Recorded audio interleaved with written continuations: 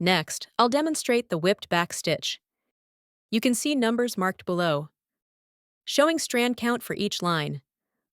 Let's start with 3 strands. Using 3 strands of color number 6. Bring needle up at the top end, like the back stitch we did before. First, create back stitches.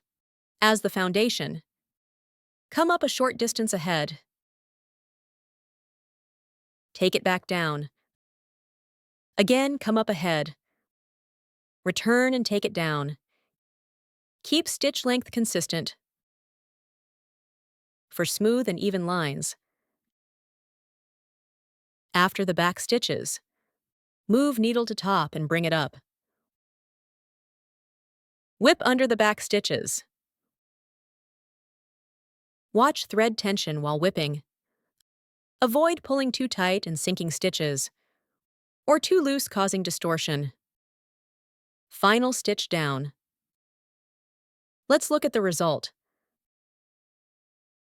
The completed whipped back stitch creates a smooth line with continuous, tight stitches. Now let's demonstrate with 6 strands. Using 6 strands of color number 1. Bring needle up at the top. Again, first make back stitches. Come up a short distance ahead. Take it back down.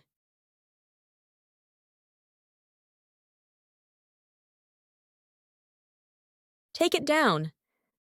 Then move needle to top and bring it up. Pass needle under back stitches. Whip through each back stitch.